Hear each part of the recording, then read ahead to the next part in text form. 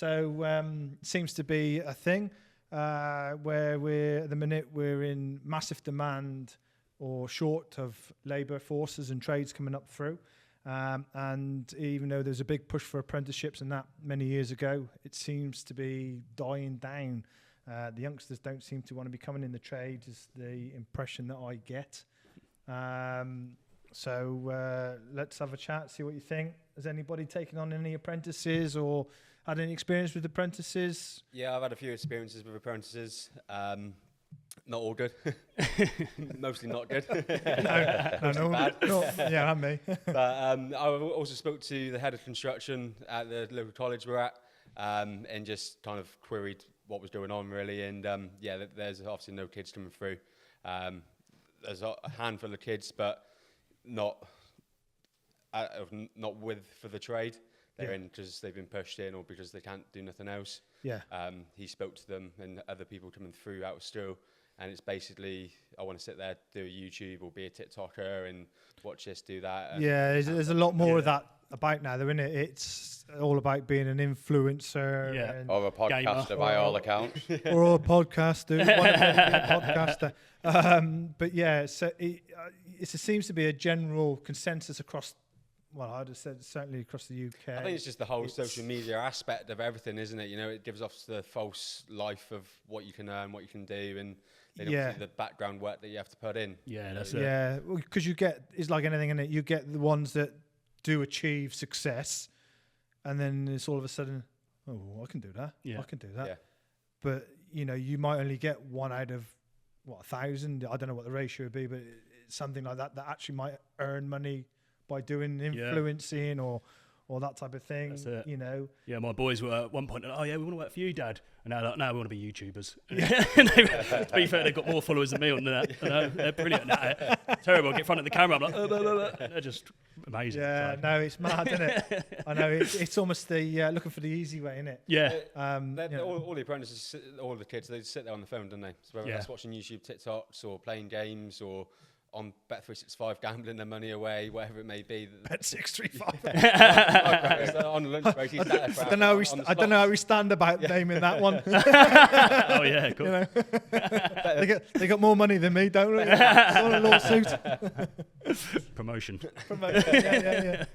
Anybody in the construction at the moment that's got half a brain cell, he's getting out the country and moving abroad where we've got better income, better prospects, better lifestyle, more affordability in life. And from an apprentice point of view, they need to be bringing this into the mainstream schooling sector now, into year 10 and 11 and pushing the children, because kids are getting phones at 8, 9 years of age. They're doom scrolling at 10, just scrolling and scrolling and scrolling. And their minds are being locked into this world of social media. Okay, we might be sat here doing a podcast now, but we're doing it for a purpose, not to doom scroll and get a dopamine hit. Do you know what I mean? So did the government need to do something to keep the construction industry going in this country? They've got to start bringing something into the schools, because as you say, we're just not getting those kids going into college no more. There's just nobody wants to be in the game. Because I don't know, you can tell me any different. I don't know if, because when I was at school, you had design and technology, or I think they used to call it. But when we first started, you actually had a carpentry class, and then you had like a design and technology side of it, which was working with more arts and crafts. So you'd be working with like plastics and resin products and making and moulding stuff, you know, and that was good because as I find, you might have a different idea, but I find not all trade people that are in the trade are academic people. No, that's they're hands-on people. They're correct, you know, 100%. And they're grafters. And I'm the same, because that's the way I look at it. I was an academic, you know. I left school with nothing really, but I was good with my hands. Yeah. So, and that's just the way it worked. And I think, like you were saying, you were saying that people are pushed in to courses or college because they might not be academically clever. So they get pushed that way because that's almost the natural way for them to go, whether they want to do it or not. Go on, boys, or go. go on, kid, go get a trade. You know, go be a plumber. Everyone needs a plumber. Go do this, and that's what you find is people who's been pushed into, just get a trade. We'll get a trade. Yeah. You know, why do you want to be here? My mum said it was good. Yeah. Yeah, that's a hard You one. don't have Like that motivation of going, well, I've studied, I've researched, you know, I've been taught 2 years at Stowe of, you know, trades and constructions and different side of businesses. This is what I want to do. This is where I am. I'm up for it. And that's what you miss, is that fire from the kids. Yeah. It's hard though, isn't it, at a young age to know what you want to do anyway. Absolutely. I know I didn't. No. I went into, I used to be a mechanic before I come into the building industry. And I only did that because my mate did it. Because I knew I was going to leave school with no technical qualifications that were, you know, where they should we say. They got letters on them, let's just say that. Not the top 3, but there was letters on them. So I only knew that tech college was my only option of going anywhere further.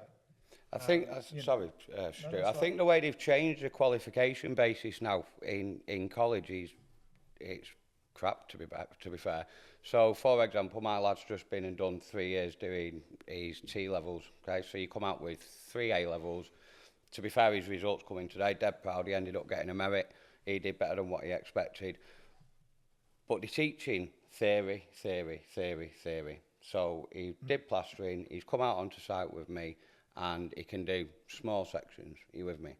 But for somebody that's just coming out of a T-level that isn't working alongside that, they haven't got the physical skills to do the job. They might have it up here, but say for on a plastering course, they're not teaching them how to mix. No. The teachers are doing it for him. In 3 years, he's mixed twice in a bucket. Yeah, because that's he asked me for a measuring jug. Yeah. to put the water in. I'm like, what's they been teaching? What's the country doing? You want that year 1, don't you? You know, and end of year 1, you need to make a mix. To me, and this is the way I see it, especially for plastering, it's to drag it out over multiple years is just ridiculous. Unless they're starting to specialise into Venetian plastering, and they're doing lime and sand render. They're doing I forgot the other bloody bugger, K-rend. You know, I don't see it because for me, I didn't go off and learn it. I learned it on site. Yeah. You know, Slap it on the walls. Somebody comes up and follows you behind. I learnt off a bloke who used to work for us many years ago. Colin, he couldn't read or write. This is what he was like. So he was the same bloke, but worked in the building all his life. But I tell you what, he could plaster, rendering and plaster. He could do anything. So we was on a big job, and I just said, look, I want to learn to do this. What do I do? And I remember having to learn.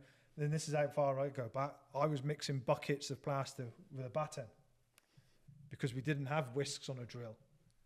And you know, and I used a piece of 2B1 batten that had been used that much. It was smooth, like sand, like, you know. But I tell you, you knew you mixed it. Bloody hell, did you know? Yeah, that's it. I wouldn't even dream of doing it now. No, but you know, and you learn and pick it up as you do it. So for them to drag it out for so long, because the quicker you're on site, the quicker you're going to learn that trade. 100%. Because at the end of the day, the theoretical or the theory behind it, the way I look at it, not that I'm putting it down because plastering is a skill, isn't that big. No. It's all hands-on experience. Of course it is. And unless you're dealing with it, you don't know. Because you know, the minute you're dealing with multiple surfaces on walls, you're going to want to know what you're going to be priming it with, what's going to dry with that. Is it going to be drying at different times? You know, so are you going to be using a blue grit, green grit, SBR, PVA, watered down? You know, they can't teach you that on a whiteboard. That's they can't for sure. teach you that. So or a digital board, to be politically correct now. So it's from that aspect, it's almost that they've cut him short really on his education, where, you know, to me, I think personally, with probably 2 days, you could cut plastering down as a theory. You know, I know they overkill it because health and safety bollocks, but you know, and then literally just get them straight in. There's some water, there's some skim, get whisking. Yeah. And then literally go, Suck and sit, innit? Just what's learn. wrong with that? You try, you know. We had an hard day on Monday, trust me, I threw him right at the deep end. Aching by the end of it. But I think that's they get bored as well, don't they? You know, my apprentice, he's come up to the end of his year 2. He's been waiting to do his exams. Year 3's been in the practical side, so they haven't been able to do the practical assessments in the bays because year 3's been in there. And then it's like they lose the motivation. They go in each week. And so it went on for about 5 weeks, I think, going in each week. Yeah, we're going to do practical today. We're going to do practical today, and it don't come round. And then you lose that motivation. It's like dragging out classroom for 3 years. You know, it ruins it. And it all comes round in the circle again, back to the education, really, doesn't it? You know. Yeah. I think they need to increase the financial incentive as well, because it's all good and well. The college will go, or whichever council it is, will say, well, we'll give you 3 or 4 grand towards your apprentice.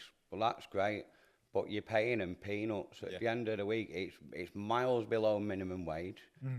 And you wonder why they go get a job at B&M or Aldi at something at £10.50 an hour stacking shelves. Well, if you're only going to come out with 160 quid a week, what are you going to do? Yeah. Where's the incentivisation? But you can earn 40 grand in 2-3 years. Yeah.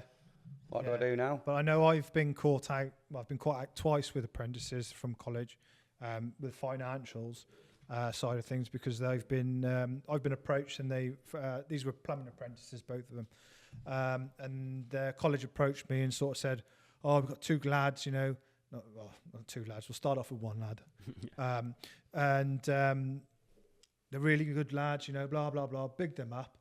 Any chance you can take them on as an apprentice so they can fulfill their practical side of their portfolio, so they get the second part of the paperwork." I went, yeah, no problem. We're covering all the work they need to be doing.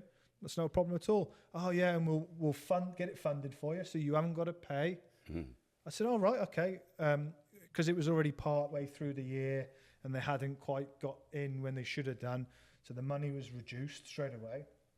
So they said, oh, we'll get 1,600 quid back for you, you know, blah, blah. And I said, all right, okay, I'll give them a shot. I'll run with it for 12 months, you know. I've got nothing to lose. If I'd have known, I would have had a lot to lose.